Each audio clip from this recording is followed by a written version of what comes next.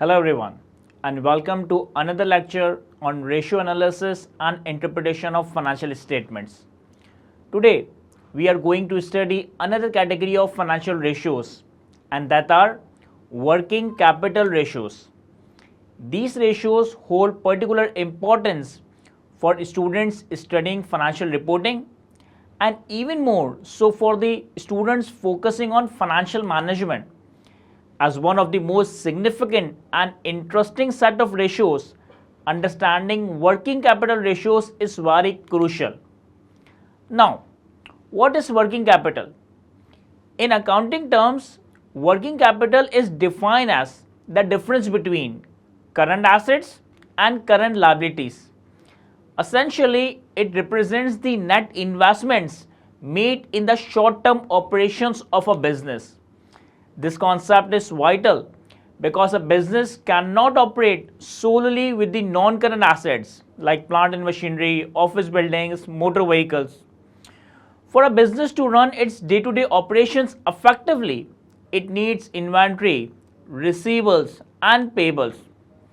Inventory is to ensure that goods and products are available for sale, whereas receivables are generated from credit sales, implying that the company allows its customer to pay at a later date. And payables are our financial obligations towards the supplier that the company needs to settle in the future. These components, inventory, receivables, and payables, are crucial as they are directly manageable elements of a business working capital. They are what you might call the working part of a working capital, crucial for the smooth operations of the day-to-day activities. Now, while current assets include other elements like cash and prepayments, and current liabilities include accrued liabilities, taxations, and provisions, the primary focus from a management perspective remains on inventory, receivables, and payables. This focus is due to their materiality and the fact that they are more directly controllable than other components like prepayments or accrued liabilities, which tend to form a smaller portion of the current assets and are generally less manageable. The management of inventory, receivables, and payables is important because these elements can significantly impact a company's liquidity and the overall financial health.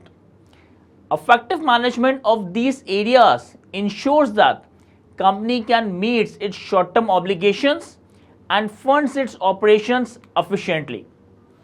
To dive deeper into the specifics of working capital management, there are three ratios that are employed by accountants and the financial managers.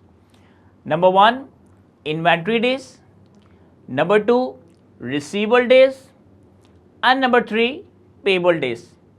And we will cover each of them in greater detail, and then we will cover the concept of cash operating cycle or working capital cycle. Alright, first of all, we have inventory days. This matrix measures the average number of days that inventory is held before it is sold. It indicates the average time it takes for a company to convert its inventory into sales. Now, if we are calculating inventory turnover, it is calculated by dividing cost of sales with the average or closing balance of inventory. Inventory turnover is calculated as the number of times inventory is turned over each year. For example, if inventory turnover is 10 times, it means that the company sells its inventory 10 times per year. In other words, the company sells and restocks its inventory 10 times within a year. A higher turnover generally indicates efficient inventory management, whereas a lower turnover may suggest overstocking or slow-moving inventory. And if we are calculating inventory days or inventory holding period, it is calculated by dividing the average or closing balance of inventory with the cost of sales and multiplied by 365. Inventory days measures how long on an average, inventory is held before being sold to the customer. For instance, if the inventory days figure is 30, this means a business typically will hold its inventory for 30 days before selling it. Ideally, inventory days should be as low as possible to minimize the holding cost and maximize the liquidity. The shorter the inventory period, the quicker the company converts its stock into the cash, enhancing its ability to finance other aspects of operations without any additional borrowings. In an ideal scenario, inventory days would be zero. Companies that achieve or approach the ideal often utilize a just-in-time inventory system. Just-in-time inventory systems aims to maintain minimal inventory levels by synchronizing the inventory orders with the production schedules and the sales demand, and thereby reducing or eliminating the holding cost. However, while just-in-time inventory system can significantly optimize the inventory management, the risk of stockouts is increased, that is, inventory is not available to satisfy demand. Even just-in-inventory system is not feasible for all type of business. For example, retail businesses like supermarkets cannot operate on a just-in-time basis because they must keep a variety of product available at all times to meet their immediate customer demand. If a customer visits a store and finds that many desired items are unavailable, it can lead to dissatisfaction and the lost sales. On the other hand, companies in sector like technology might find JIT, just-in-time inventory system, more practical. A company like HP might not need to keep a large inventories if it can quickly assemble product once an order is confirmed. An increase in inventory days can be a warning sign of several issues. If inventory is not turning over quickly, it may indicate a decrease in customer demand or ineffective sales strategies. Also, the longer the goods sits in inventory, the higher the risk that inventory will become obsolete or suffer damage, particularly in industries with rapid technological advancement or perishable goods. Higher inventory levels also tie up capital that could otherwise be used for different operational needs, such as paying wages or paying rents. This might necessitate additional financing, increase the company's debt, financial cost, and the financial risk. Also, it is not always necessary that if inventory days are increasing, there are risks and issues. This might be possible that company would build up its inventory levels as a deliberate response, as a deliberate strategy to meet an expected increase in demand in future. Or company might be trying to take an advantage of discount on bulk purchases. Now, when analyzing inventory days, it is also important to compare changes over time and against the industry averages. For instance, if the company's inventory days increase from 30 to 50, while the industry average is 35, this could suggest inefficiencies in the company's inventory management relative to its competitors. Such a trend not only impacts financial performance but can also strain the company's cash flows and overall financial health. In summary, while ideally inventory days should be minimized, practical considerations vary by industry and the business model. Lower inventory days generally indicate better liquidity and operational efficiency, making this ratio a critical component of working capital management. Alright, after inventory days, we have the second working capital ratio, that is receivable days. Receivable days measures the average number of days that it takes for a company to collect payments from its credit customers. Essentially, it reflects the speed with which a company can convert its receivable into cash. Receivable days is calculated by dividing average or closing balance of trade receivable with the credit sales and multiplied by 365. This formula helps determine how long on an average a company's cash is tied up in receivables. For instance, if a company has receivable days of 30, it means on an average the company typically takes 30 days to collect payments from its customer. Like inventory days, the lower the receivable days, the better it is, as shorter collection period enhances the company's liquidity by providing quicker access to the cash. But if receivable days are increasing, it means that company is taking longer period to collect cash, which can lead to several risks. Extended collection period increases the likelihood of debt becoming uncollectible. And if cash is tied up in receivables for too long, the company might struggle to cover other operational costs, possibly leading to additional borrowing. While zero receivable days might eliminate credit risk, it's impractical in competitive industries where credit terms are the norm. If a company insists on immediate payment while competitors offer credit, the company could lose its customers. Therefore, companies should align its credit practice with the industry norms and ensure that receivable days are managed efficiently to avoid excessive credit risk. Companies must actively manage their receivable days to prevent them from extending beyond industry averages or historical performance.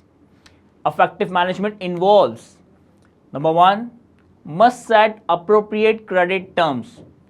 Align credit terms with industry standards considering the company's liquidity need. Number two, active invoice management. Ensure invoices are sent promptly and follow-up is conducted to secure timely payments. And number three, credit control measures. Implement strict credit checks and continuously review credit policies to minimize risk. Now, receivable days are also closely linked to other aspects of financial management. For example, extended receivable period can drain the company's liquidity, forcing the company to take additional financing for operational expenses like rent and salaries. This will increase the financial cost and the financial risk.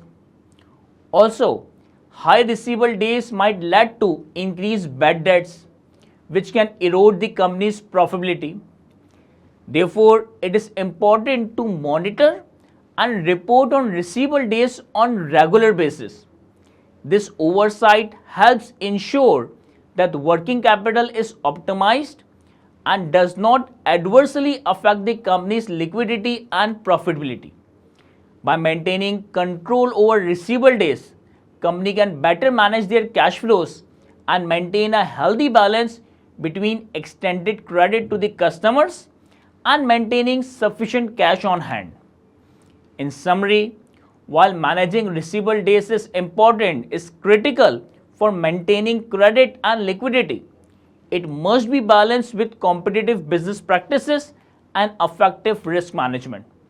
This ensures the company's overall financial health remains strong. Now, continuing our discussion of working capital ratios, we now turn to payable days.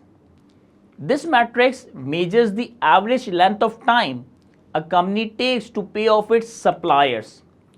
This matrix is part of current liabilities and represents the average time in days between receiving an invoice from the supplier and settling it.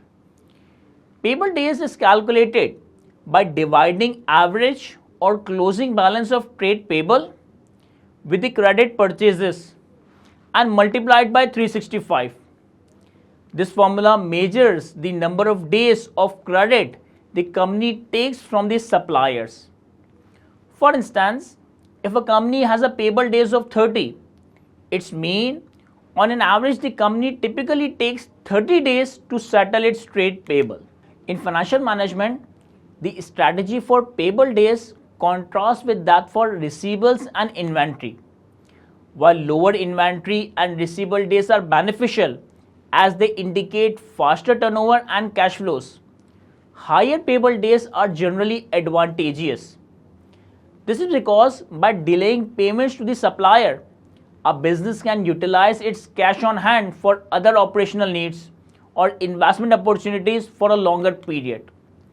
The optimal length for payable days should effectively balance maintaining healthy relationship with the supplier as well as maximizing cash flows. Excessively delayed payment might damage relationship with the suppliers, potentially leading to supply chain issues, especially if the suppliers become reluctant to do business with us. On the other hand, paying too early can restrict the company's cash flows, leading to possible cash shortages and requiring additional financing to cover other expenses. A practical benchmark for payable days is that they should exceed the sum of company's inventory days and receivable days. For example, if the company's inventory days are 30 and receivable days are also 30, totaling 60 days, where cash is tied up in operations. Ideally, payable days should be more than 60 days. This approach allows the company to manage its cash flows more effectively and avoid unnecessary financing cost. If your payable days are less than the total of inventory days per receivable days, it implies that you are paying supplier before recouping money from the customers.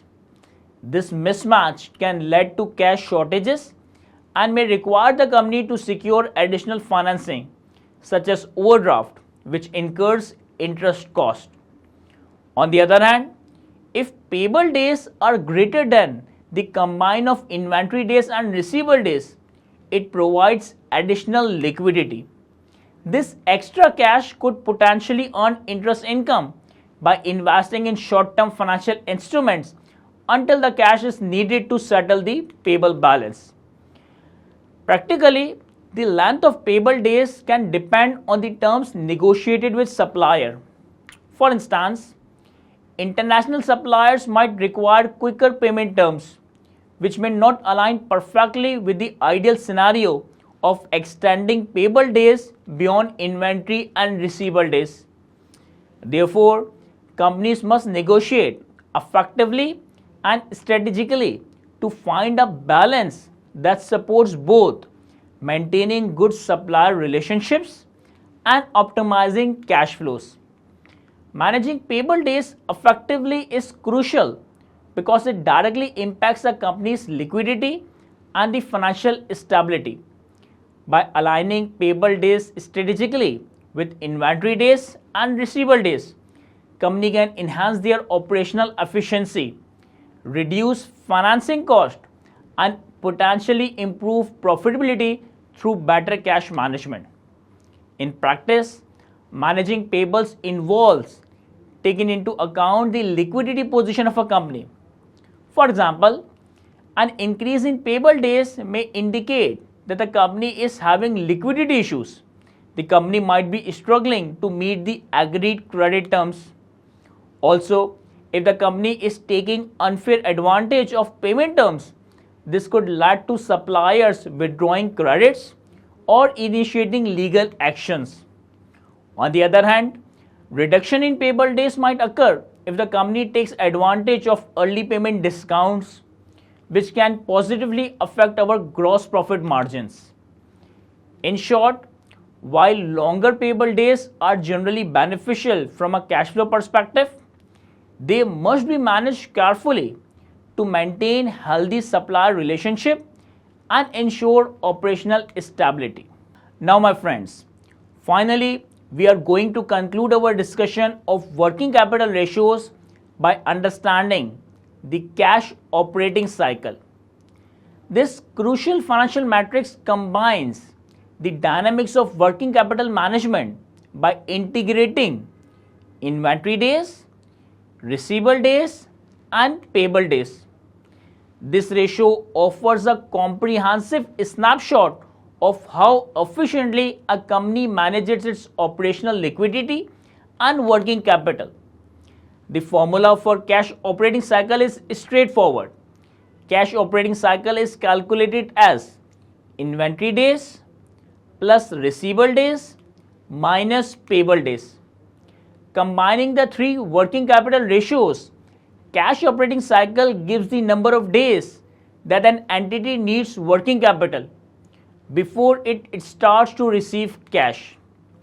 The number of days could be negative, that is, cash will be received before the suppliers are paid. For example, if the inventory days are 30, receivable days are 30, and payable days are 70 days, adding inventory days and receivable days gives us 60 days, representing the total time cash is tied up in operations. Subtracting payable days of 70 result in a cash operating cycle of negative 10 days. A negative cash operating cycle indicates a highly efficient management of working capital. It suggests that company is able to pay its supplier after it has collected payment from its customer, which is an ideal cash flow situation. This potentially allows the company to invest or earn interest on any surplus funds during the period it holds on to cash before settling with the supplier. On the other hand, a positive cash operating cycle reflects less efficient management, where a company pays out to the supplier before it recovers cash from its customer.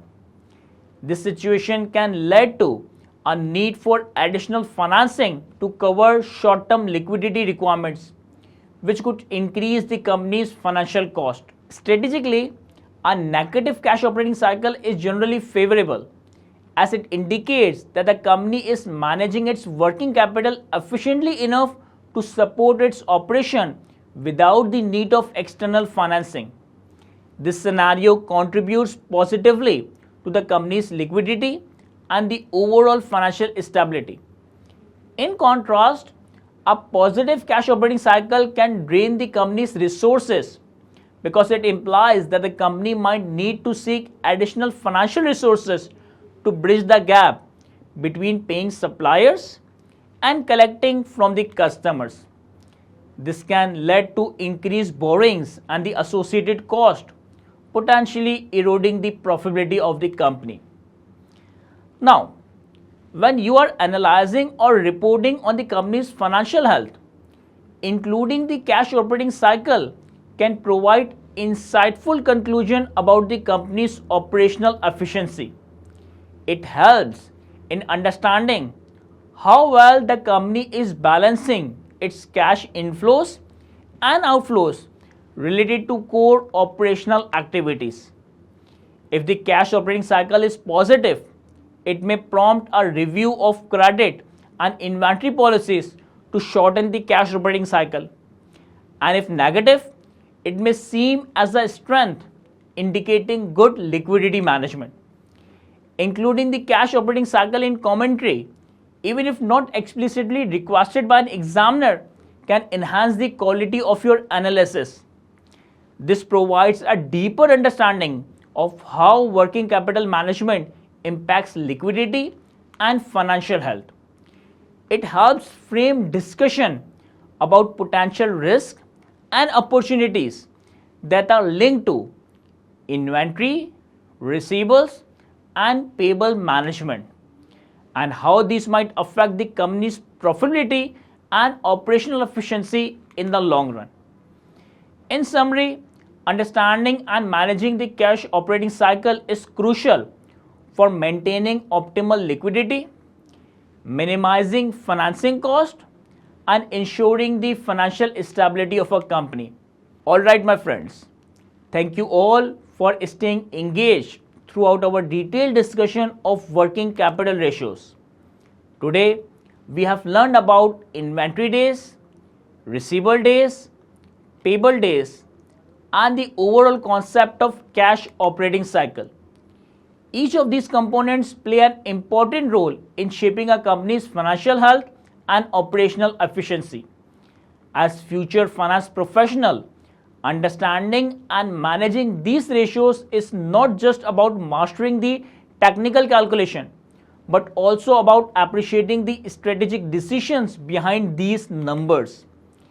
Each ratio we have covered today offers insight into not just a company's current state, but also its potential future performance and the challenges.